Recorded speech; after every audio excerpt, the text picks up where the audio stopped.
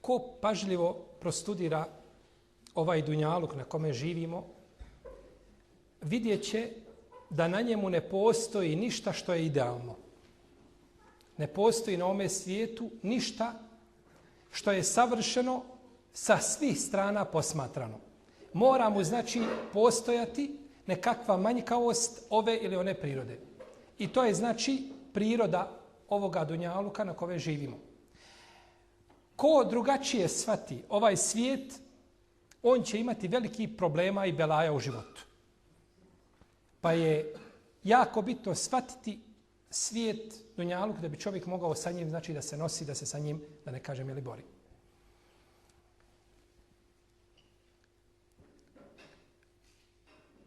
Kao što smo kazali, znači da ništa ne postoji idealno, tako ni bračna veza koju ljudi zasnivaju ne može biti idealna.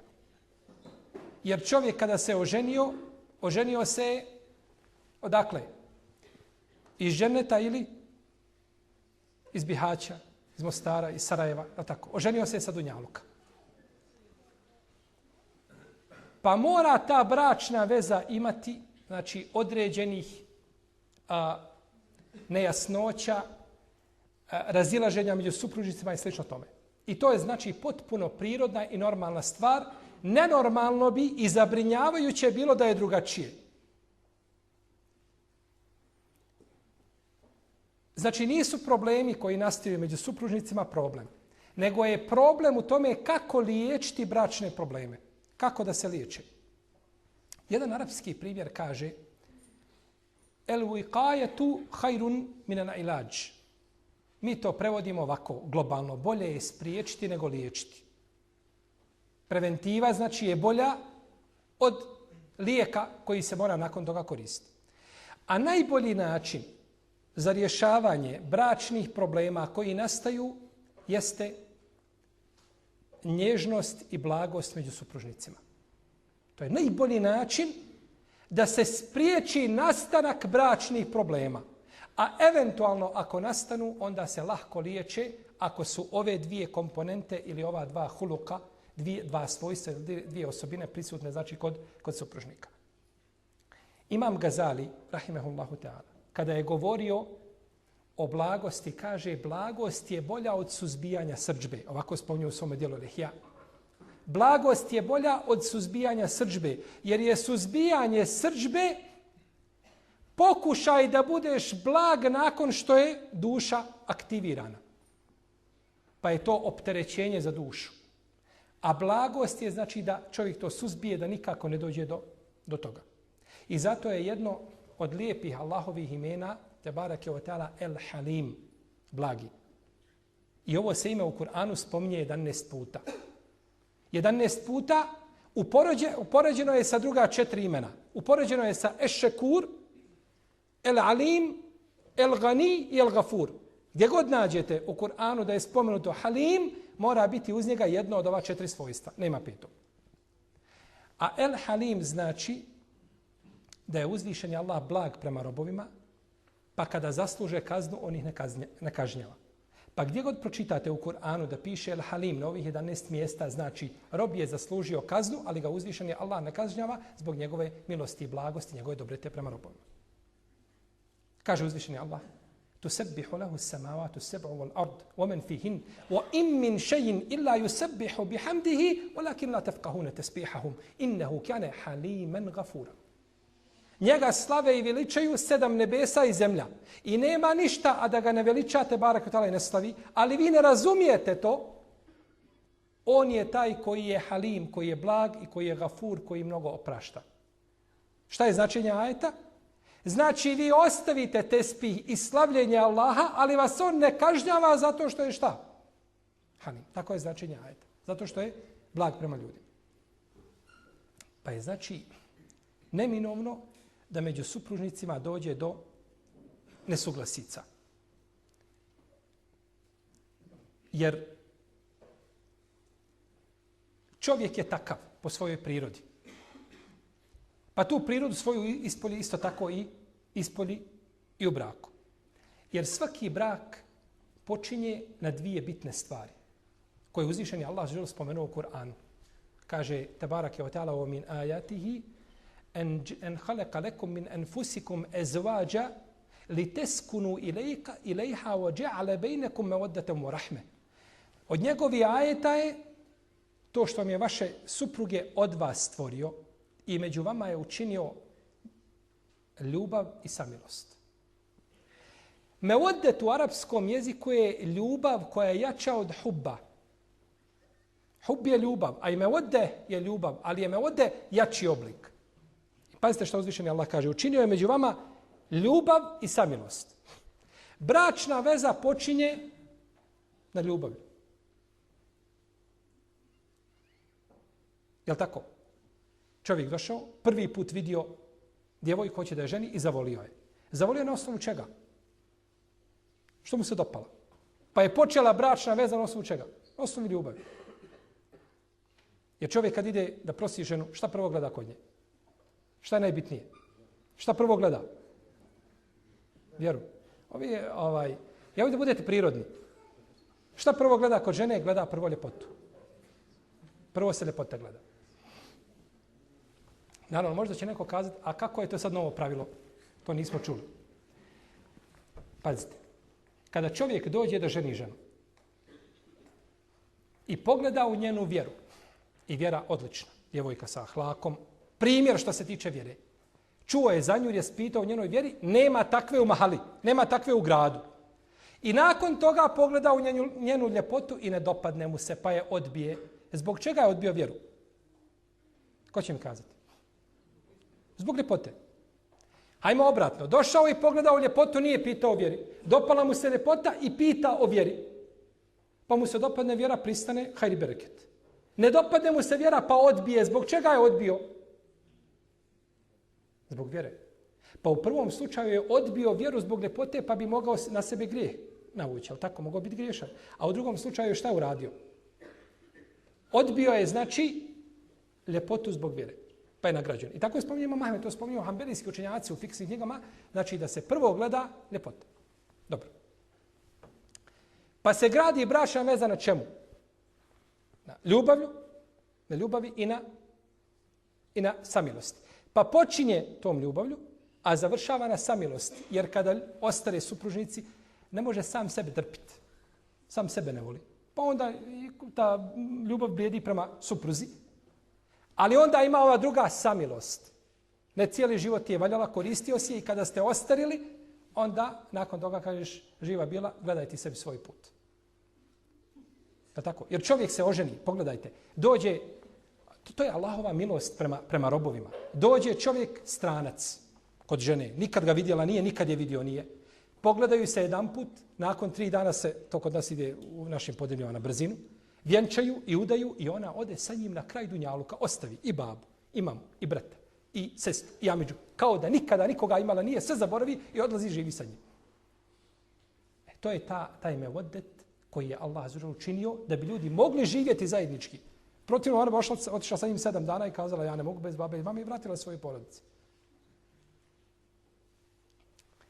Pa su znači problemi među supružnicima, oni će nastupati, oni su neminovni. Ali čovjek treba znati kako će im pristupati. Od bitnih stvari u rješavanju ove problematike jeste da čovjek može obuzdati svoju srdžbu.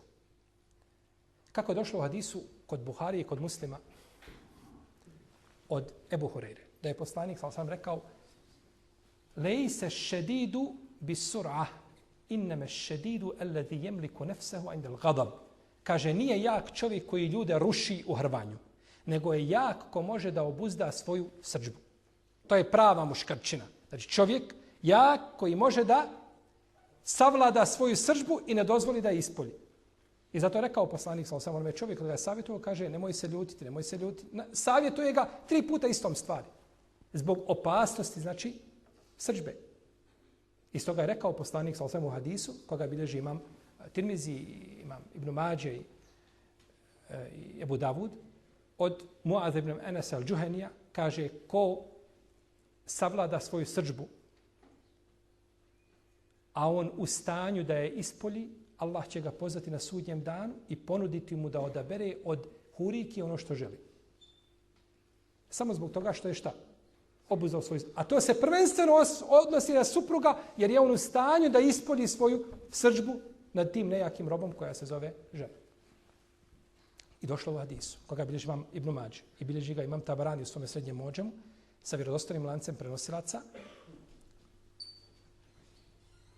od Ibn Omara, da je poslanik sa osam rekao, ovako kaže: Ma min džer'atin a'zame ajran inda Allahi min džer'ati gajzin kelzamaha abdun ibtiga'a wajhillah. Nema, kaže, kod Allaha zalogaja za koga čovjek ima veću nagradu od zalogaja srdžbe koga proguta. Od zalogaja srdžbe koga proguta. I to je ona knedla što mi, je li tako? To mi svakodnevno moramo gutati. Ja na radnom mjestu, ja u porodici, ja tamo, ja vam.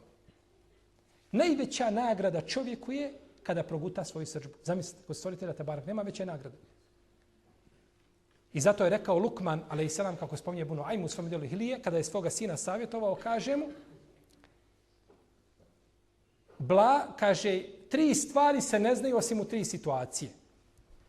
Blag se čovjek ne zna osim pri srdžbi. I hrabar se čovjek ne zna osim u boju, na bojnom polju. I kaže, ne zna se pravi brat osim kada si u potrebi. I u istom dijelu se navodi, kod Ibn Ajma ili Hilije, od Alije radijallahu ta'ala da je govorio, kaže, nije hajr da imaš puno djece i puno imetka, nego je hajr da budeš učen i da budeš što blaži. Jer je ulema govorila, naši prethodnici su govorili da se znanje ne može nositi u boljem rancu, u boljem tobolcu od blagosti. Najbolji način. U protivnom će tvoja žestina potrati tvoj hak koji nosiš. Ili tebe kao muslimana. Islam je vjera kojom čovjek treba da se ponosi. A tvoje ophođenje može predstaviti, znači, islam onakvim kakav nije. I govorio Muavija, radijallahu ta'ala anhu, Muavija ibn Abi Sufjan, kako bilježi, ima Medine Ori u svom djelu Muđalese, kaže, najhrabriji je čovjek onaj čija blago suzbije njegovu žestinu. A ko želi da se ispita, vidi. Možeš li, kada si ljut, da obuzdaš svoju srdžbu? To ti je mjerilo. Ako možeš, jak si. U protivnom, ne vrijedi ti tamo negdje što u teretani tamo po 200 kg dižeš, to je ništa. To je stvar je, znači, čovjekovog razuma. I pouka je u razumu, a nije u čovjekovom izgledu, znači u njegovom tijelu. Jer za tijelo nećeš biti pitan. Allah došao pred Allaha sa 60 kg ili sa 130. To nećeš biti pitan. I kolike mišice ima, bit ćeš pitan za svoj razum i koliko si, znači, primijenio ono što se traži od tebe i koliko si uposlio svoj razum. I zato jednoga dana, kako imam Gazali spomnio u svom djelu Lihija, da je došao, bio Ibn Abbas sa Ikrimom. Mevla Ibn Abbas, njegov štićenik. Pa je došao čovjek pa se nagovorio Ibn Abbasu, svašta mu izgovorio. Pa se okrenuo Ibn Abbas prema Ikrimi i kaže, kako mi možemo pomoći ovome čovjeku? Pa se zastidio i otišao. Pogledajte, znači, ophođenje Ibn Abbasa, razuma, ashaba, kaže, kako mu možemo pomoći? Pa se okrenuo, znači, nakon toga i otišao. Pa ako tako čovjek postupa sa nepoznatom osobom, onda nema sumnje, znači, da je njegova porodica najpreča da tako sa njom postupa. Zabilježio imam Ibn Abi Šejbe, imam Ahmedi, imam Tabarani, Ibn Hibban, od Ibn Mesauda, da je poslanik sallallahu alejhi ve sellem rekao: "Hurrime ala nar kullu hayyinin layyin sahlin qaribin min nas." Kaže, džehennemu su zabranjeni svaki nježni, blagi, jednostavni čovjek koji je blizak ljudima. Nježan, blag, jednostavan, koji je blizak ljudima. Lahko se uklopi. Gdje god dođe, znači, lahko može sa ljudima prići, znači, nije težak kao sabesjednik, kao saputnik i slično tome. Jeli, za razliku od ljudi koji kada ga vide, samo dok se pojavi, samo ruku na čelu, tako. Evo ga, kaže opet, Allahu dragi, ko će ga trpiti? Evo ga, ponovo dolazi. Lahko se može, znači, uklopiti. Takvi su zabranjeni kome? Vatri džehennemskoj. Nježni. Nije više stvar ovoga, hoćeš biti nježan, budi, nećeš budi nekakav grubijan. Ti moraš, šerijat od tebe to tako traži. Da budeš, jer to je huluk čovjeka. I zato je došlo u hadisu, koga bilježi imam Ahmed i bilježi ga Bezar od Ebu Hureyre. Da je rekao poslanik sallallahu alejhi ve selleme: "Hoćete li da vas obavijestim o vašim najboljim?" Koji su najbolji? Kažu: "Hoćemo, Allahu poslanice, obavijesti nas." Pa kaže: "Inna khiyarakum atwalukum a'mara wa ahsanuhum akhlaqa." Wa ahsanukum akhlaqa. Kaže: "Najbolji vaši su oni koji najduže žive i koji imaju najljepši ahlak." Koji najduže žive i koji imaju najljepši ahlak. Jer život vjerniku ne donosi osim dobro. Iz toga je čovjeku muslimanu zabranjeno da traži smrt. Da moli za smrt. I kaže oni koji imaju najljepši ahlak.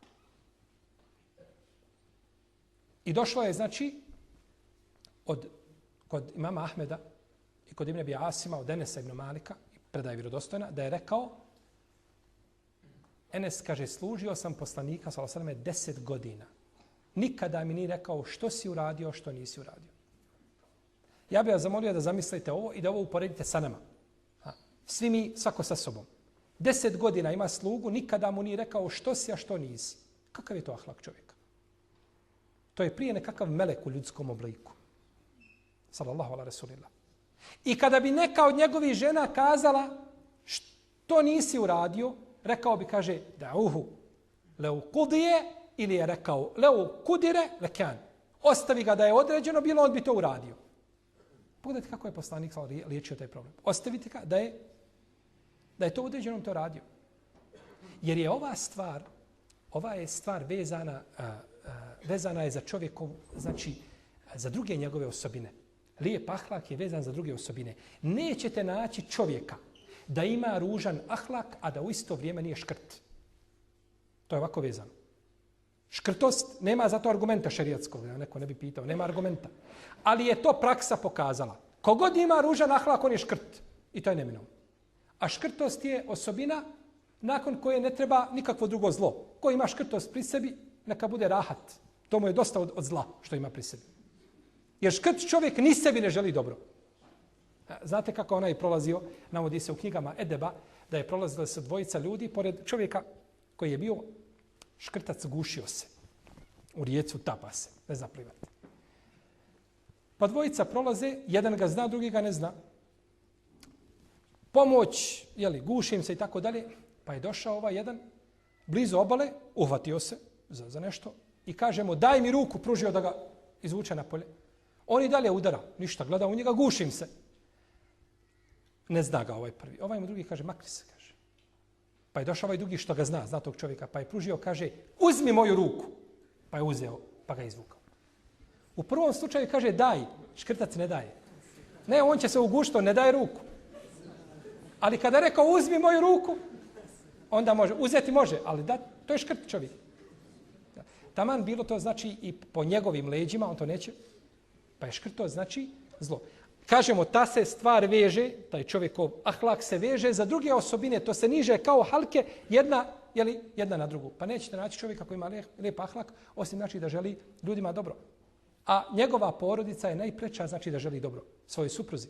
Da vidi, znači, od njega taj lijep ahlak, da se trudi čovjek maksimalno koliko može. Žena po cijeli dan radi u kući. I posao ženin u kući ne zna, osim onaj koga je radio. To je kao začarani krug. Samo radiš i dok si došao na kraj, opet iznova. I tako po cijeli dan. Kuhati, prati, peglati, tome nikada kraja nema. Pa je posao žene najviše liči, znate čemu? Liči, jedna zgrada velika se pravi i došli inženjeri, kopali dole 10 spratova u zemlju, udarili temelje jake, digli stubove, sve uradili, završili. I kada su to sve uradili, onda došli ovi što rade lijepe, fine poslove i napravili, one ukrasne, izvukli tamo, ukrasili tu zgradu i ušla skupina ljudi i kažu: "A ko je ovo ovako lijepo ukrasio? Ja što je maher, ja što zna." To što je on ukrasio, to se radi sjedeći uz kahvu i uz čaj. Piješ čaj u jednoj ruci, u drugoj, tako bojiš, rezbariš nešto, to je lagahan posao. Niko ne vidi posao onih inženjera što su kopali dole tone i tone željeza i betona, sal i napravili, digli, to niko ne vidi. Nego vidi, to je posao žene. Te tone dole betona, to je posao žene u kući. Ona radi i ti ideš u kuću, ništa se ne vidi. To je tako, kuća će, pa tako treba da bude čista. Skuhan ručak, pa ručak treba da bude skuhan. Ne znam, oprano popek, pa tako treba da bude. Žena nasmijana, pa tako treba da bude. Znači sve mora biti šta? Ne vidi se ženin posao. I to ko ne zna, neka proba pa će vidjeti, bit će mu dovoljno. Znači da jedan put proba i neće više nikad više poželjeti. Je li tako? Pa je jako znači bitno kako će čovjek, kakvim će ahlakom pristupati, kako će raditi sa svojom porodicom. Abdullah ibn Mubarak je bio veliki muđahid ovoga ummeta. I alim, muhaddis, i faqih, i mufesir. Spojio sa džihadom sve nauke što ima. On je umro 181. hidžrske godine. On je godinu dana ibadetio, godinu dana bio u džihadu. Jedne prilike putovao sa čovjekom koji imao ružan ahlak. Putovao sa njim, pa kad se rastao, od njega zaplakao. Plakao. Pa mu kažu, što plačeš? Sad treba fešta. Što si ga sekotarisao, vole? Ma kaže, ja plačem, ja sam se njega riješio. Ali kaže, on se ne može samoga sebe riješiti. On je samome sebi nedaća. Je tako? On muči svoju dušu koja je u njegovom tijelu, pa nadalje koga god vidi. I zato je govorio Imam al-Harajti u svom djelu Mesaul Ahlak, bilježi predanje od Ebu Hazima, Seleme ibn Dinara, poznatog učenjaka, skupine Selefa Tabina, da je govorio, kaže, čovjek koji ima ružan ahlak, kaže, on je nedaća prvo svojoj duši koja je u njegovom tijelu. Potom je nedaća svojoj supruzi, potom svojoj djeci, potom svemu što je oko njega. Da tako ulazi u kuću, kad čuje, dok čuju dole vrata da se zaključala, jedno je dijete pod stolom, drugo je uhvatilo knjigu, treće je, ne znam, spava, već hrče, žena je tamo ruke, tijesto već ona pravi hljeb. Svako je zaposlen nečim samo da se kotarišu njegovog zla. Čak i njegov pseto, kaže, kada dolazi, sakrije se. Dok ga vidio se pojavio i pseto je pobjeglo i sakrilo se od njega. To vam je znači primjer čovjeka koji je šta? Ružnog ahlaka. Tako ga je Selef opisivao. Iz toga je došlo u hadisu koga bilježi Imam el-Bezzar. I bilježi ga također Imam Ebu Jala od Ebu Hureyre, da je poslanik sam rekao, kaže, vi nećete ljude obradovati imetkom koga imate. Imetkom koga imaš nećeš obradovati čovjeka, nego ćeš ga, kaže, obradovati sa osmjehnutim licem i lijepim ahlakom. To je ono što će obradovati ljude. U protivnom ponekad nas ne zanima kakva je vjera komšije. Mene zanima kakav je to odnos prema meni. I zato je, kada je poslanik rekao, kaže, ittakullah hajthuma kunt wa khaliqin nas bi khuluqin hasan, boj se Allaha gdje god da bio i ljudima se ophodi na najljepši način, lijepim ahlakom. On je poslanik sa osvijem uspostavio dva najveća stuba koja je uspostavio na dan kada je došao u Medinu. Kada je izgradio džamiju, pobratio muhadžire ensarije. Boj se Allaha gdje god da bio je odnos između tebe i tvoga gospodara azza. A budi lijep prema ljudima, lijepo se ophodi odnos tebe prema Allahovim stvorenjima. I zamislite čovjeka sa kojim je zadovoljni njegov gospodar i zadovoljni ljudi koji žive oko njega, jeli, kada mjere kriterijima koji su realni. Isto je to uradio kada je napravio džamiju, da ljudi izgrade svoj odnos sa svojim gospodarom, te barake o teana, i pobratio muhadžire ensarije da budu među njima odnosi dobri. To vam je to. Znači, svu svoju davu poslanik se usmjerio na to, sredio kako popraviti, da čovjek popravi svoj odnos sa svojim gospodarom i kako da ljudi međusobno popravi svoje odnose. I to je, nakon toga, misija završena.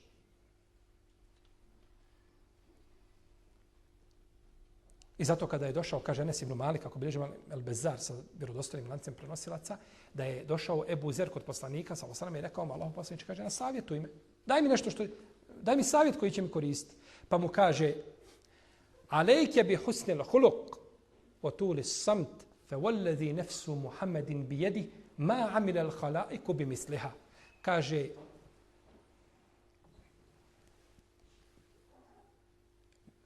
lijepo se ophodi sa ljudima, budi lijepog ahlaka. I puno šuti.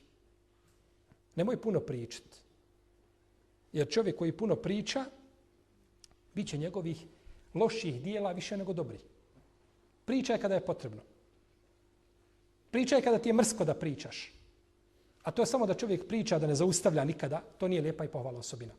Kaže poslanik sallallahu alejhi ve sellem ome ashabu Ebu Zaru al-Gifariju, radijallahu ta'ala anhu, kaže,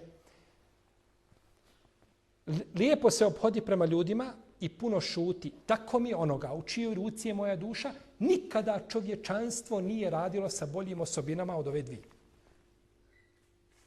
Hoćeš dvije osobine koje su lahke, a nema ih bolji na zemlji, na jeziku Allahovog poslanika, sallallahu alejhi ve selleme, jeste znači da se prema ljudima lijepo ophodiš i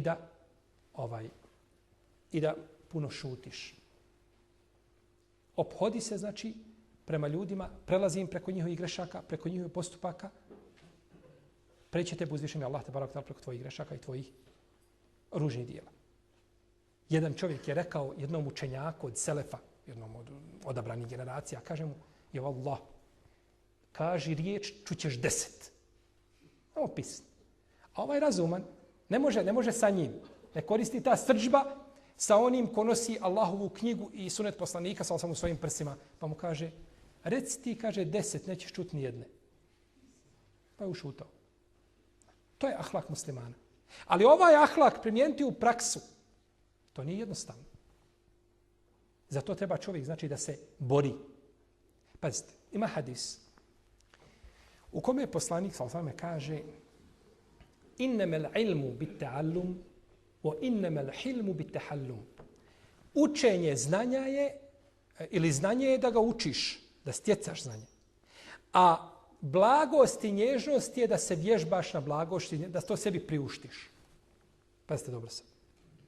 Ovo je hadis poslanika, neki kažu da se reči Osmana, ima razilaženje među ulemom. U svakom slučaju šejh Albani ga ocjenjuje kao riječi poslanika sallallahu.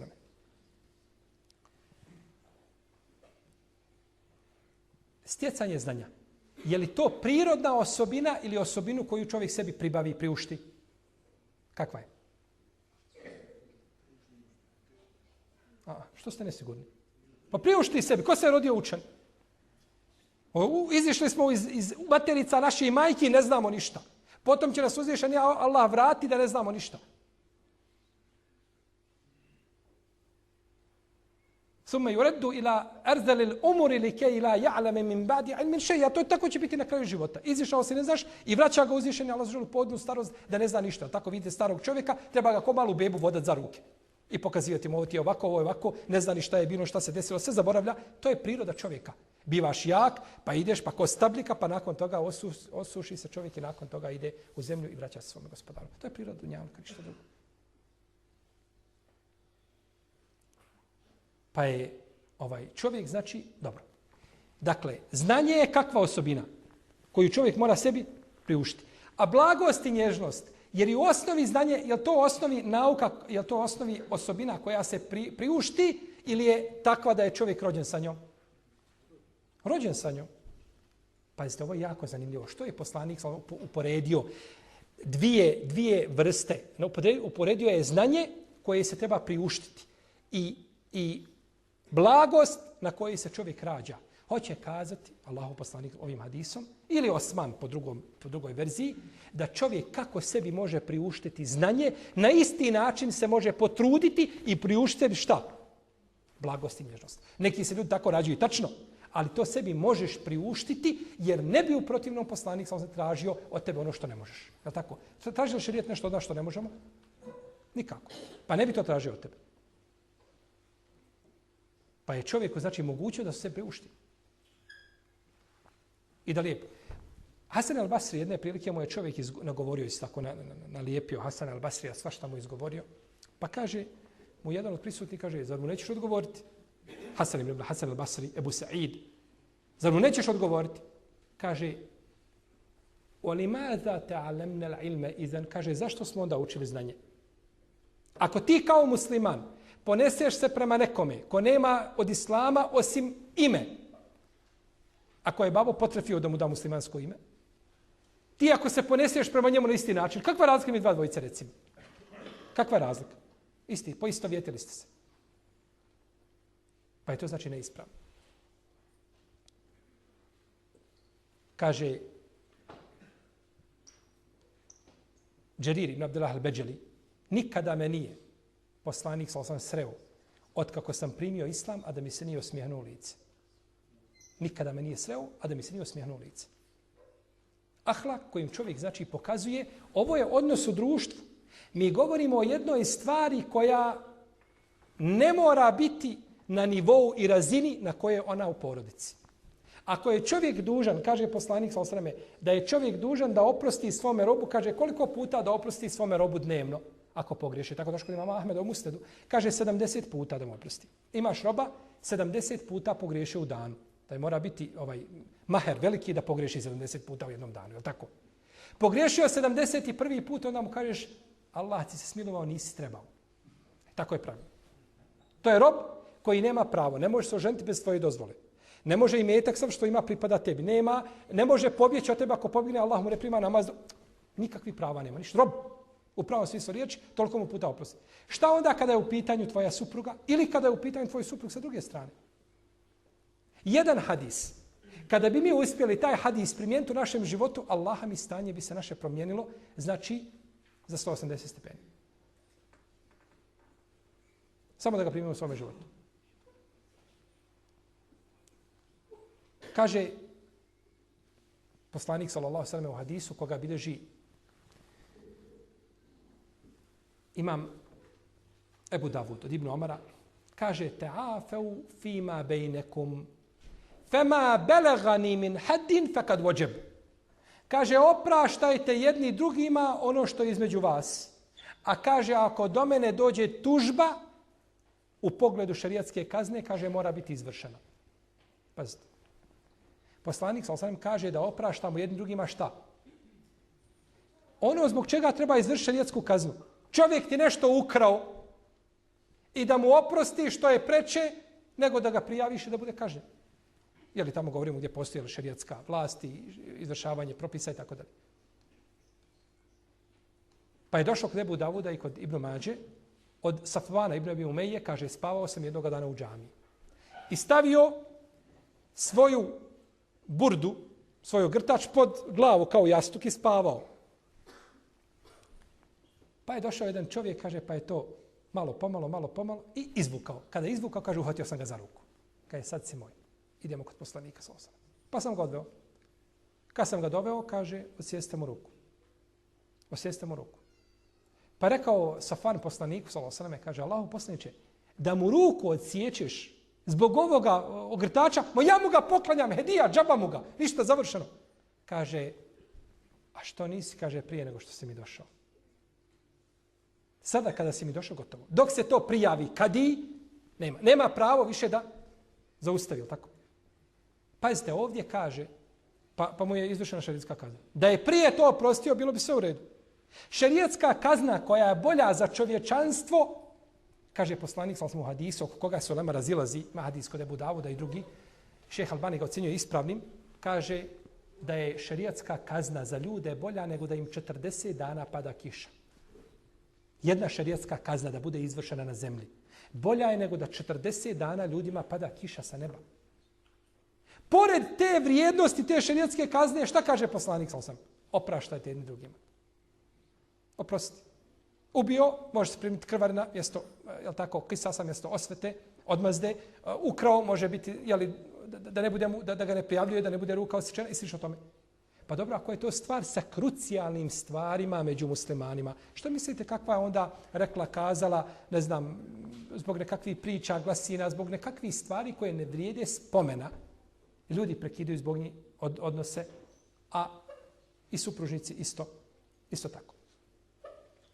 Pa je to stvar, znači, zbog koje mora, znači, jedni drugima da kaže poslanik sallallahu alejhi ve sellem u hadisu koga bilježi imam Muslim, od Ebu Hurajre, kaže وَمَا زَادَ اللَّهُ عَبْدًا بِعَفْوٍ إِلَّا عِزًّا. Kaže Allah neće povećati svome robu zbog toga što je nekome nešto oprostio osim ponos. Da čovjek ne misli, ako ja budem opraštao ljudima, ja kao nekakva igračka. Jeli, ljudi se igraju sa mnom, Ne, uzvišeni poslanik kaže, Allah će ti povećati šta? Tvoj ponos. Jer vi znate da uzvišeni Allah taj koji ljude uzvisuje, kako došlo u hadisu kod Tabaranije od Ibn Abbasa i kod El Bezara od Ebu Hurajre, da svaki čovjek ima prikačen konopac na glavu i da je taj konopac u ruci meleka. Pa kada se čovjek oholi i digne glavu, želi biti velik među ljudima, onda kaže Allah meleku, kaže, Tabarak ta'ala kaže meleku, kaže spusti to, ponizi ga. A kada on želi da bude ponizan među ljudima, onda kaže Allah, digni taj konopac, izvisi ga među ljudima. Pa nije ta stvar je u ruci stvoritelja Tebareke ve Teala, a nije u našoj, u mojoj i tvojoj.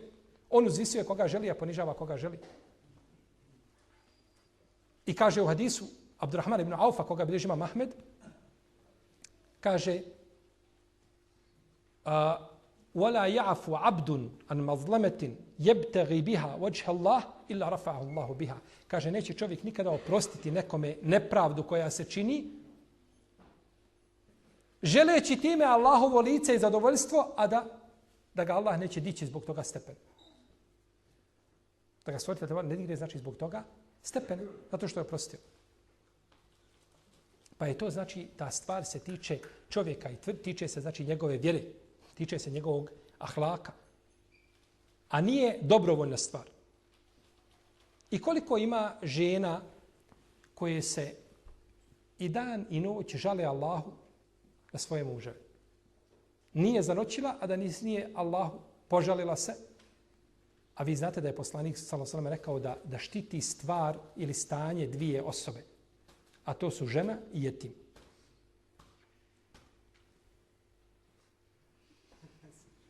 Ćemo se zajedno igrati s onom.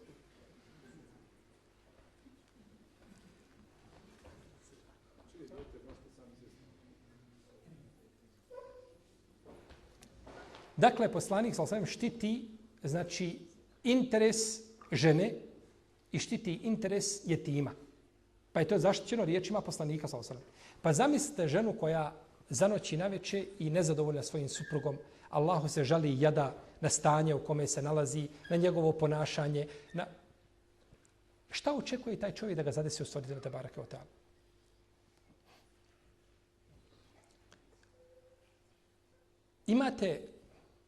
Imate ljude koji, znači, on je takav. Kao da je programiran i ne pokuša ni želi da se mijenja. Njega ne može ništa promijeniti do Omerov štap. Omerov štap je za njega lijek koji ga može promijeniti. Drugo ništa ga ne može promijeniti. Znači, ne želi ni kao ona žena što je imala, našla Vuka malog našla i nema majke, je li tako? Nema oca. Životinje nemaju oca, samo nema majke, je li tako? Nema majke i donijela ga i sa ovcama. Pa je dojio od jedne od ovaca, odrastao tu. I ona taman mirna, to je to, Vuk sa ovcama. Jednog dana otišla kada se vratila, on već jednu ovcu rasporio i jede, ručao, završio. Kaže mu, vidi to. Kaže, ko te nauči da si ti Vuk? Ko ti je kazao da si ti Vuk? Ti si odrastao sa tako, ovcama i jagnjari. Ti treba da se osjećaš kao ovca. Kako se naučio da si Vuk? Ne, Vuk je Vuk. Pa ima ovoga našeg muju što je Vuk, što mu ne koristi nego štap. Omerov štap ga samo može promijeniti. To je jedna posebna skupina ljudi, o njima ne treba puno govoriti. Jer oni su nedaća samima sebi. Postoji druga vrsta, znači ljudi koji mogu da se promijene i moraju se mijenjati.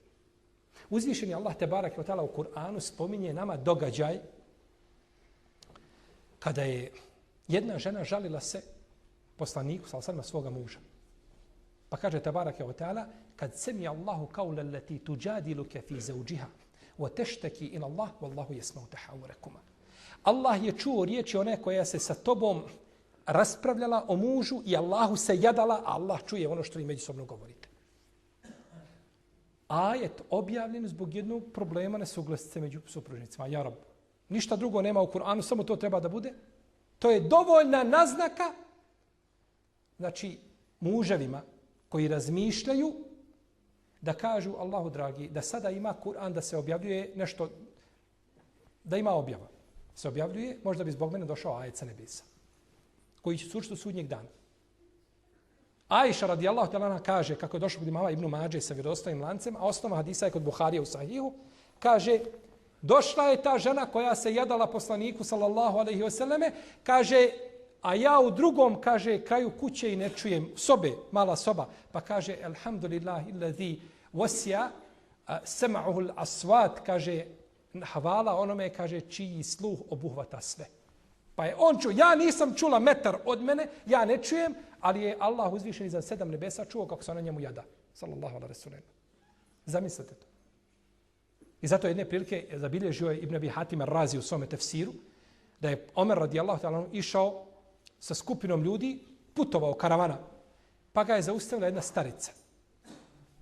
Pa je Omer oborio glavu i primakao svoje uho i slušao, ona priča. Pa je došao, dugo vremena ostao tako, pa je došao jedan čovjek, kaže, a vladaru pravovjerni, cijelu si karavanu, kaže, zaustavio zbog ove starice. Kaže Omer, teško ti se. Znaš ti, kaže, koja je ova starica? Kaže, ne znam. Kaže, to je Haula bintu Salebe. To je, kaže, žena zbog koje je uzvišeni Allah objavio ajet u Kur'anu zbog njenog muža, tako, Eusa ibn Samita, objavio ajet, kaže, vallahi, da nije do noći ošla, čekali bi. Do noći da nije ošla. Priča, dok pričaš, ja sam tu. Dok leđa se ne ukoče. Omer koliko je poštivao tu ženu, zbog koje je ajet objavljen. Pa šta mislite kako je to stanje?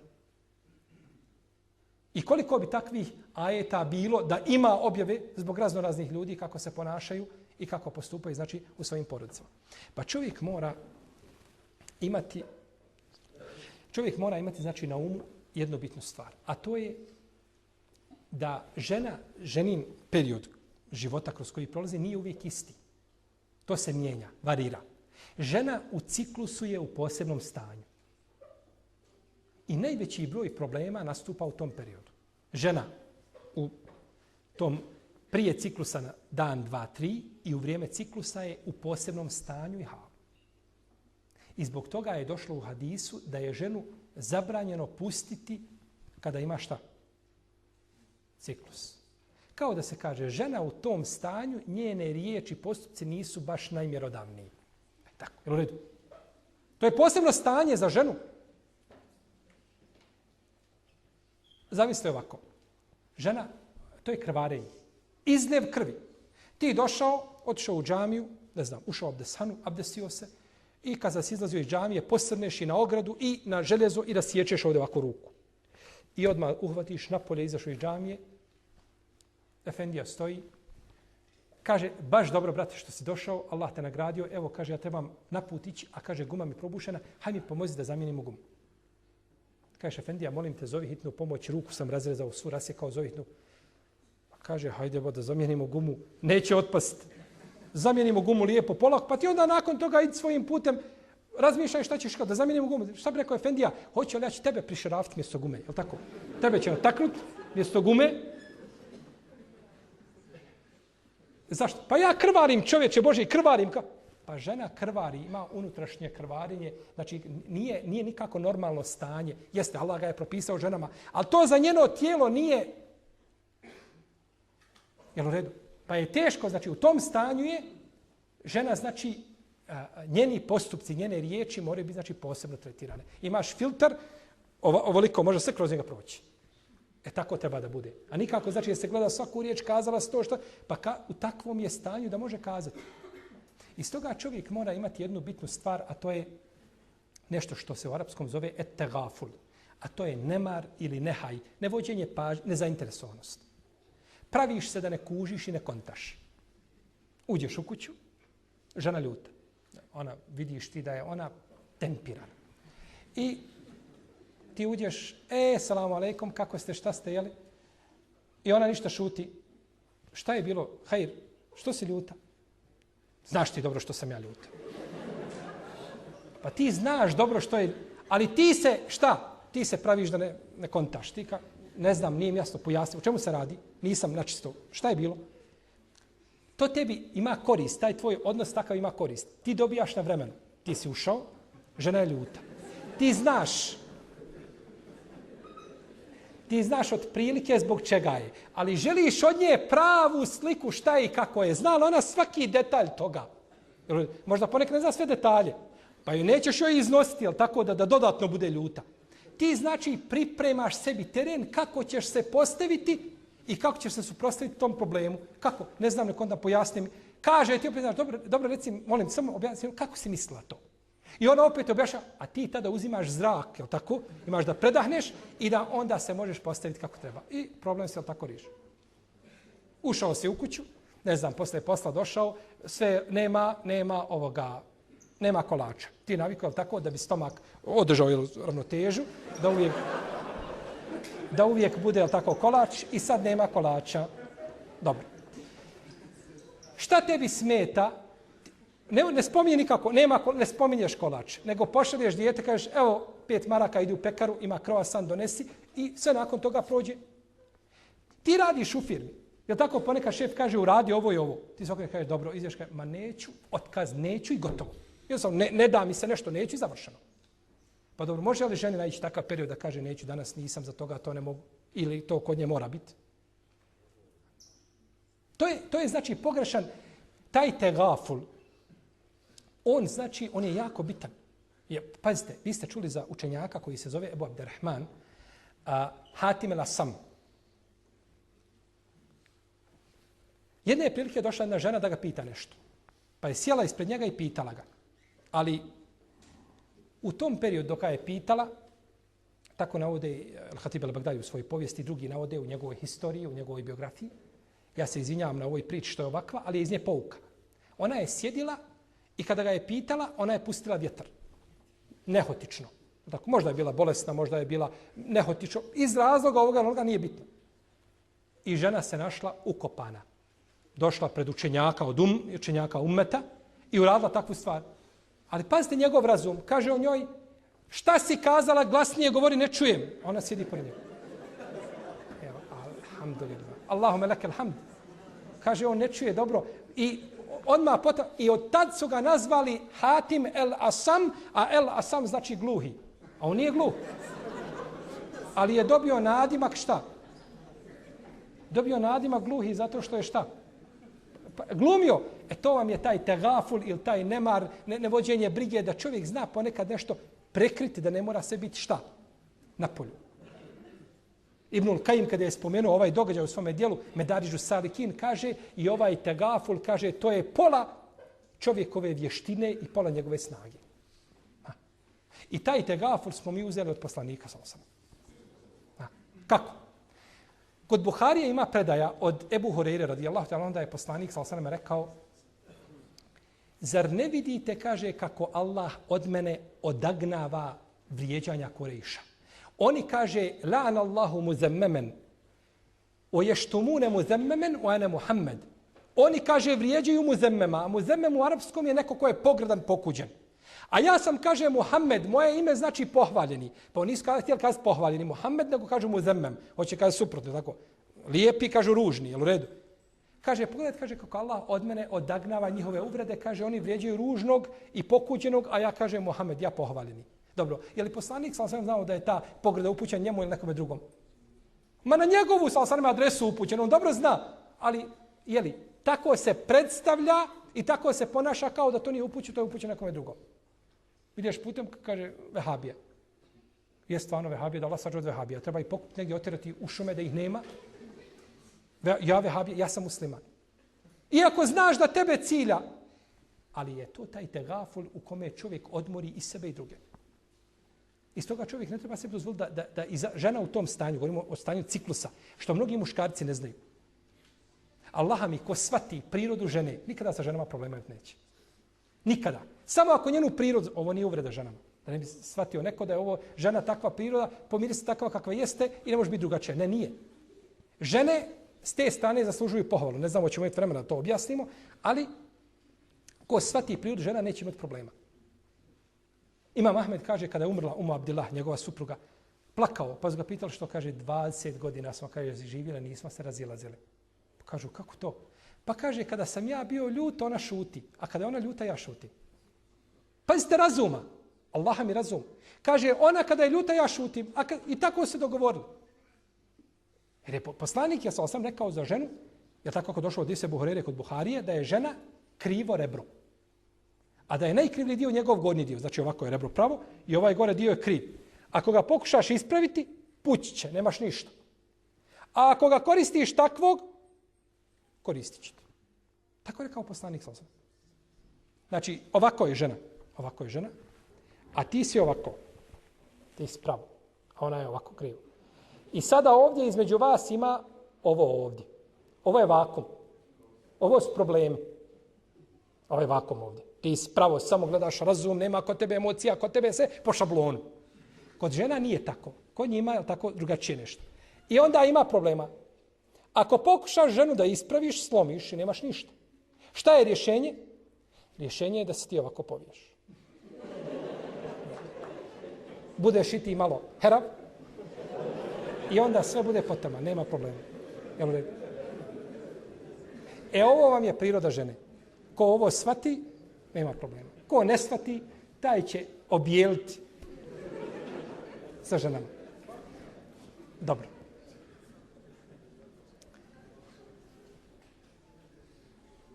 Znači, ovo je taj tegaful i diplomatija. Pazite, ušao je dječak od 9 godina kod halife Muna. Kaže mu halife, dođi vamo. Od 9 godina dječak. Kaže, jesi li kad išta ljepše vidio ovoga prstena? Pa mu pokaže prsten, srebrni. Lijep prsten. Kaže mali, jesam. Gotovo, već si sebi stavio, jel tako, sam si sebi sablju isukao na sebe. Dok si rekao halifi ima nešto ljepše, kaže, a šta ima ljepše? Hajde odgovori. Kaže, prst na kome se nalazi taj prsten. Dijete od 9 godina. Halif, da kako je smirio halifu. Pa dobro, što tebi smeta da primjeniš ono što je primjenilo dijete od 9 godina, tako? Jer te ponekad riječi koje su kod tebe, ne znam, jednostavne, bezvrijedne, to je kod žena veliko. Za ženu je lijepa riječ nešto, tebe da neko počne hvaliti. Ne znam, kako si lijep, kako si ovakav, rekao, molim te, prekini ili ću tako i tako. Ili da donese buket cvijeća, šutnuo bi ga nogom. Što će mi buket cvijeća? Tini, to je kod žene drugačije. Pa čovjek kada to shvati, njegovi problemi će sada umanjiti. Tako. Da čovjek bude, da ženi savjetuješ sa ženom, je li tako? Da bude savjetovanje. Uzmeš hadis, kaže, ne ima hadis od poslanika u Buhari, neće uspjeti narod koga predvodi žena. Kakvo savjetovanje? Uzmeš ili hadis pa ga pogrešno razumiješ, ili uzmeš argument koji ne može biti argument kao hadis kod Ebu Dauda u kome se kaže, imate vi zbirku Ebu Dauda, učitat ćete, kaže, la yus'alu rajulu fima darabe imrate. Kaže, neće biti čovjek pitan zbog toga što izudara svoju ženu. Hadis. Ja Allah, hadis. Neće čovjek biti pitan. Kad god nađe pored tebe udar je za uhare, jel tako? Jer nećeš biti pitan. Ne možeš štetiti, možeš samo koristiti, jel tako? Hadis daif. Hadis neispravan. Hadis u čijem lancu ima ravija koji zove Davud ibn Abdillah el-Laudi, čija anonimna biografija, ne zna se ko je. Poslanik sam tako nikada nije govorio. Pa ili uzmeš vjerodostojan argument pa ga pogrešno razumiješ, ili uzmeš slab pa ga opet pogrešno primjeriš, kako god, belaj. Pa da čovjek, znači, savjetuje ženu za određene stvari, da ukaže tu svoju pažnju, znači, da ne bude kao što je bilo kod Arapa. Kada su došli ispitivali, one, kažu, napravili nekakvu analizu, studiju o nestanku struje. Kažu, došli kod Amerikanca, kažu, šta nam možeš kazati o nestanku struje? Kaže, nikad, ne znam, kaže, to se kod nas ne dešava. Nema toga kod nas, uvijek struja ima. Otišli u Afriku, kažu čovjeku, reci nam šta misliš o nestanku struje? Kaže, šta je to struja? Mi toga nemamo. Ošli kod Arapa u arapske zemlje, kaže, reci nam šta ti misliš o nestanku struje? Kaže, šta je to šta ti misliš? Njega niko nikada u životu nije upitao šta ti misliš. Ti prvi koji me, kod nas je jedi šuti, jel tako? Diktatorski sistemi, vlade takve. Pa da čovjek pita svoju suprugu šta ti misliš, kakvo je stanje, a nema u tome nikakve smetnje. I pazite jednu stvar. Žena u svojoj ruci ima oružje protiv koga muškarac nema snage da se bori. Ima oružje, ne možeš joj se suprotstaviti. Samo ako ga bude znala primijeniti kako treba. Nećemo govoriti. Dobro.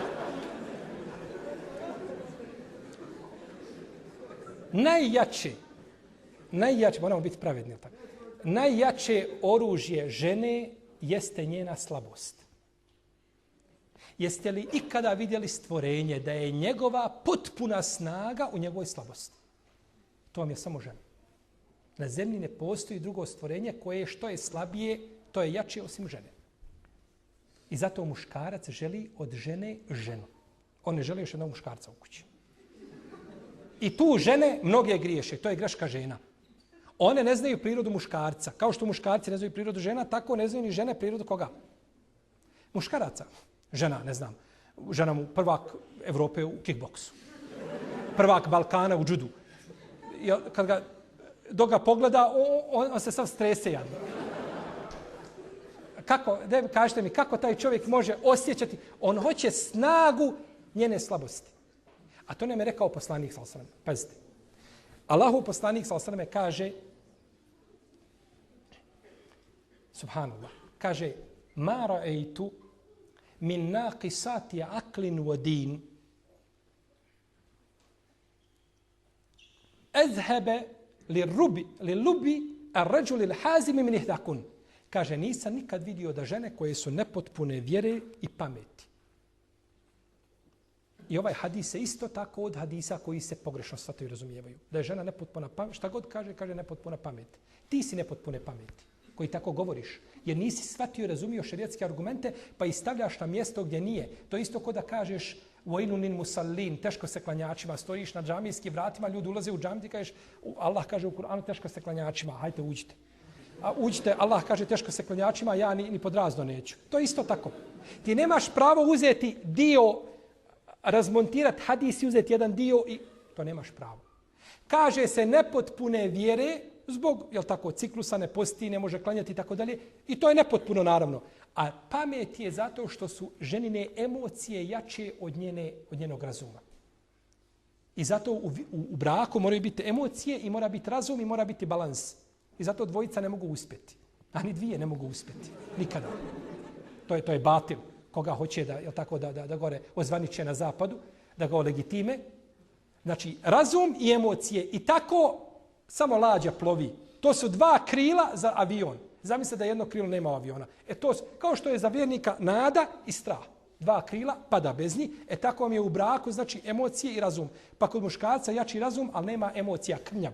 A ona je jačih emocija, a znači onda to udara na njen razum. I samo to zajedno, to nije žena nikako pogleda, to je pohvala, to je ženina stvarnost, to je ženina bit koju muškarci moraju znati. I ko to zna, odmorit će sa ženama, neće imati problema. Da su emocije ispred čega? I zato je razvod u ruci muškarca. U protivnom, ujutro bi te razvodila, navečer bi te vraćala. Da je u ruci žene. Dok se naljuti, kaže, vrata. 15 minuta prođe, kaže, vrati se. Jel' tako? A muškarac ne razmišlja tako. Muškarac kaže, ne, razvod braka je živa bila, slušaj. I koliko žena kaže, daj mi razvod braka, i on neće. Jer on drugačije razmišlja. Jer ona to traži iz emocija. Da je razvede, ne bi ni prag prešla, već bi se pokajala. Šta uradi? To je priroda žene. I to nije za ženu pogrda, pazite. Nemojte neko shvatiti to. Allah je stvorio u tom obliku, a tebe je stvorio u tom. I vas dvoje ste par i jedno drugo upotpunjavate i tako bračna veza biva idealna, biva znači onakva kakva treba da bude. Pa je ženina snaga i kaže ovdje dalje u hadisu, poslanik sam da prevedem hadis, zaboravio sam. Nisam, kaže, vidio nikada da one koji imaju krnjavu i pamet i vjeru, kaže da mogu pomutiti razum razboritom i odlučnom i čvrstom čovjeku. Ređul el hazim, to je čovjek koji ima principa i pravila, ima svoje ja, jak, čvrst, razum mu pomut. Šta mislite onda onome koji je oko 50 ili niže od 50? Nije ni na pola, tu negdje. Ili onako labav po sebi. Ima da ga nema, ispariće. To je sna. Poslanik sam kaže, uzme razum, kaže, odlučnom čovjeku. I zato kada uzvišeni Allah govori o Jusuf a.s. kaže, tebarake o ta'ala, kale rabbi siđnu je habbu ilaije mimma jeda'uneni ilaih. Wa illa tasrif anni kejdehunne asbu ilaihinne wa ekum minal džahilin. Kaže Allahu dragi, meni je zatvor draži od onoga čemu me pozivaju. A ako ti ne odagnaš od mene i ne sačuvaš me ti spletki, kaže asbu ilaihinne, kaže ja ću njima osjeti naklonost. Čuo sam neke šejhove da ovo tefsire pa kažu osjetit ću naklonost da je ovo riječ asbu od sabua. A da je to i od te riječi isto korijena je sabi, dijete. Da ne budem djetinjast ispred njih. To je priroda čovjeka. Pazite, priroda čovjeka je takav da bude ispred žene djetinjast. Samo ona treba znati, shvatiti njegovu prirodu i gdje je njegova slaba tačka. Kao što on ne prihvata od nje muškarca, tako tako ni ona prihvata od njega suprugu ili ženu. Znači da bude to i na takav način, znači oni se upotpunjuju. Jer žena svojom, znači prirodom, ona je takva znači da može upotpuniti onju krnjavost koja je kod muškarca. A isto znači isto tako i obratno. U protivnom, ne može se lahko, ponekad se lahko ne može ni žena pobjeći, ali tako?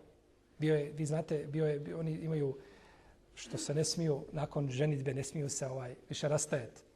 Pa žena mu dosadila više, ne može više trpiti. Šta ću, kaže, ja, kaže, primiti islam. I ja kad primim islam, ti mi više nisi žena. Pa je primio islam, kaže, ešhedu en la ilaha illa, gotovo. Kaže, misliš, pobjeći od mene? Wa ešhedu en la ilaha illallah, wa ešhedu Muhammad Rasulullah. Pa je primila islam. Evo mene za tobom. Kaže, kaže, bujrum, ehlen osehlen, kaže, došla si na široko polje. Kaže, razvedena si. Tako, u islamu ima razvod, ili tako? A kod nje nije imao razvod. Dakle, taj odnos supruga prema ženi, on mora biti onako kako je poslanik, kako nas je poučio. I ako bude u tome je najveći problem, što ljudi danas primjenjuju od šerijata ono što mu odgovara. Ono što mu godi to primjeni, koliko mu godi to primjeni, to je pogrešno. Ti si, ja ejuhallazina amanu udhulu fi silmi kafe. O vjernici, uđite u potpunosti u vjeru. Sa svim. Nemojte uzimati jedan dio, nego uđite, znači budite vjernici onako kao ittaqullaha haqqa tuqatihi, bojte se Allaha istinskom bogobojaznošću. To šerijat traži od nas. I poslanik je sa svojim znači, primjerom najbolje pokazao kako to izgleda. Ja ću vam na kraju spomenuti, neću više duljiti, pošto ova maratonska predavanja, ona nisu dobra, možda popusti koncentracija i tako dalje. Ja ću vam spomenuti na kraju hadis koji bi trebao nama svima da bude nekakav moto. Moto, ili ne mora biti moto. Primjer nekakav kako čovjek treba da se ophodi sa ljudima, a onda posebno kako se trebaš ophoditi prema supružniku. Imam Buharija zabilježio u svome sahihu predanje da je poslanik s.a.v. od Džabira, da je poslanik s.a.v. poslao vojsku u pravcu Neđda. Pa su zarobili čovjeka koji se zvao Sumame ibn Uthal. Doveli ga u Medinu i zavezali ga jedan od džamijskih stubova. Bio zavezan. Pa je došao poslanik s.a.v. jedan dan kod njega, kaže: o Sumame, šta ima, kaže, kod tebe? Kaže, indi hajr ja Muhammed, in taktul zadem, o in ta'fu an šakir. Kaže, Muhammede, kod mene je dobro. Ako me ubiješ, kaže, ubićeš onoga koji ima krv. To jeste čija je krv vrijedna, vrijedne krvi. Jer on je bio predvodnik Jemame, predvodnik svoga naroda u Jemame, glavni je bio. A kaže, ako oprostiš, oprostit ćeš onome ko je zahvalan. Tako, onome ko je zahvalan. Pa je nakon toga poslanik ostavio ga. Ostavio ga i došao sutradan. Ovo ostavljane sabesjednika ima svoju korist. Muškarci često kada razgovara sa ženom i on je njoj našao nekakav problem i oni pričaju.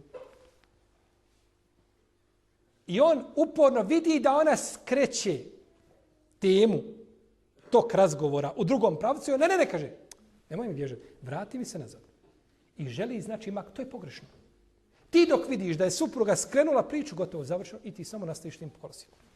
Supruga vidi da je muž okrenuo priču u drugom pravcu, on nešto došao, ne znam, kazao, izgalamio se bez potrebe, ona mu objasni šta je, vidi da je pogriješio, on okrenuo priču u drugom pravcu, idi sa njim u tom pravcu. Ne vraćaj se više na to. Poslanik izlazi u Bekiju, dolazi kod muslima, ima hadis, odlazi da dovi stanovnicima Bekije, Ajša izlazi i misli da je otišao kod jedne od svojih žena. Pratila ga. Poznat hadis. Za njim. I on digao ruke, dovio, kada se vratio, kaže, fe esrat. Kaže, on brže, ja brže, pa sam, kaže, uletla u sobu i pokrila se i zadihala se. Pa ušao, kaže, Maleki Ajš. Kaže, što ti je Ajš? Tako joj izmilja. Ništa, kaže Allah poslaniče. Kaže, ili ćeš me obavijestiti ili će me Allah obavijestiti? Gotovo je sad. Kaže, Allah poslaniče, kaže, ja kaže, pomislila tako i tako. Kaže, i otišli smo. Kaže, Ajša, meni došao melek Džibril i kaže, došao i da dovim, naredio mi da dovim da idem stanovnica Bekije, da tražim oprosta. A kaže, Allah poslaniče, šta da kažem kad dođem na mezar? Nije rekao, ne, stani, živo bila. Polako, poučit ću ja tebe, to će kasnije biti. Nego, što ti mene uhodiš? Kako si ti mogla izići? Pa ja sam Allah kaže, kad dođeš na mezar, kaži, selamun alejkum dijare kao mu'minin, entum bina sabikune, wa nahnu bikum lahikune, inša Allah. Jel, ajet poučio je dovi koja se uči kada se dolazi do kabura. I nije vaš više se vraćao, šta? Pa kada se vidi, znači, taj sabesjednik, kada razgovaraš sa njim, jako je bitno, znači, da ga pustiš i da znaš što, Ajša, koliko Ajša bila radijallahu ta'ala pametna i koliko je bila razumna, znači, žena. I bilo je kroz historijat, čitao sam juče, kod imama Ibn Kesira u njegovom dijelu El Bidaje on Nihaje. Spominje da je jedna žena koja se zvala Zeyneb, Fatimetu bint Abbas ibn Abi Feth ibn Muhammed al-Bagdadije, da je živjela u vrijeme Ibn Tejmije. I kaže, Ibn Tejmije kada bi došao na predavanja, on bi se posebno njoj pripremao. Morao bi se posebno pripremiti kada bi došao na predavanje. Toliko me obradovalo to kad sam vidio, znači da je žena, toliko je bila učena, toliko ga je ispitivala i pitala, kaže da bi se morao, Ibn Tejmije se mora prije toga pripremiti da bi odgovorio na njena pitanja. I njene nesuće. Dobro, se vratimo na hadis Sumame. Kaže mu Sumame, šta ima kod tebe? Kaže, hajde Muhammede, ako ubiješ, ubićeš onoga čija je krv vrijedna, a ako oprostiš, oprostit ćeš zahvalnom. Pa ga je ostavio, pa je došao sutradan. Šta ima kod tebe Sumame? Kaže, hajde Muhammede, ako ubiješ, tako je, ako oprostiš, oprostio se onome ko je zahvalan. Došao treći dan, kaže, šta ima kod tebe Sumame? Kaže, Muhammede ima hajr. Ako ubiješ, ako oprostiš, isto. Odgovor isti. Kaže, odvežite Sumame. Odvežite ga. Kaže, idi, slobodno. Zarobljenik čovjek, mušrik, ne vjeruje Allahu i poslanika. Nikad la ilaha illa svojim i ne vjeruje u Allahu i poslanika. Odvežite, kaže, idi, slobodno. Pa je otišao do jednog obližnjeg na predgrađu Medine, do jednog bunara, okupao se i vratio se nazad. Kaže, o Allahu poslaniče. Kaže, o Muhammede, tako mi Allah, kaže. Nije mi, kaže, na zemlji, kaže, bilo mrže vjere od tvoje. O Muhammede, nije mi na zemlji bilo mržeg lica od tvog lica. I kaže nakon toga, a danas mi je tvoja vjera najdrža. I danas mi je tvoje lice najdrže. I nije mi, kaže, bilo mrže grada od tvoga, danas mi je tvoj grada. I nije mi skupinu stvari. Kaže, ešhedu en la ilaha illa wa ešhedu annaka rasul. Pa je primio isto. Kaže, ovo Allahu poslanik, šta mi naređuješ? Ja sam, kaže, bio krenuo da obojim umru. Pa su me, kaže, tvoji ljudi zarobili. Kaže, šta mi? Idi, kaže, obojim umru. Pa otišao obojim umru, došao Mekijama u Meku. Kažu, evo ga, kaže, promijenio vjeru. Kaže, ma nisam promijenio vjeru, nego sam islam primio. Tako mi Allaha, kaže. Neće vam, kaže, iz Jemame doći ni zrno pšenice dok vam Allahov poslanik iz Medine ne dozvoli. Eto. Pa su i ljudi nakon toga njegovo pleme cijelo primilo isto. Zbog čega? Zbog lijepog ahlaka. Ophođenja sa zarobljenikom čovjekom. Žena je u tvojoj kući vid zarobljenika. U odnosu na tvoje ponašanje, tvoje ophođenje prema njoj, kako ćeš se ponašati. I kako se ti budeš ponašao prema svojoj ženi. Dobro zapamati. Allahov robe. Tako će se ljudi ponašati prema tvojim kćerkama. To je Allahov sunnet na zemlji. Poslanik, sam kaže u hadisu, koga bilježi Imam Tabarani u Srednjem Muadžamu, i završit ću s tim, kaže, ima hadis u kome kaže, a budite dobri prema svojim očevima, bit će prema vama vaša djeca dobra. Budite im dobročinitelji. Kaže, budite čedni kada su u pitanju tuđe žene i ljudi će biti čedni prema vašim ženama. Ako hoćeš da ljudi po ulici ne gledaju tvoju ženu i ne mjere, nemoj mjeriti tuđe žene. Šerijatsko pravilo, Allahov poslanik sam to izgovorio koji ne priča po svojim protivima. Ako hoćeš da bude neko dobar prema tvojoj kćerci, dobar suprug, budi dobar prema njenoj majci. Pravilo. Bićeš iz iste čaše, moraš piti. Pa čovjek nema izbora nego da bude onako kako traži od njega uzvišeni stvoritelj Jel te barek tala. Molim Allah da nas uputi na pravi put, da nas učvrsti na islamu i da nas pouči onome što nam je korisno. Allahu ta'ala, nemo sallallahu ala nabina Muhammed, wa ala alihi wa sahbihi ajma'in. Molim vas samo za još par minuta obavještenja. Sljedeći ciklus predavanja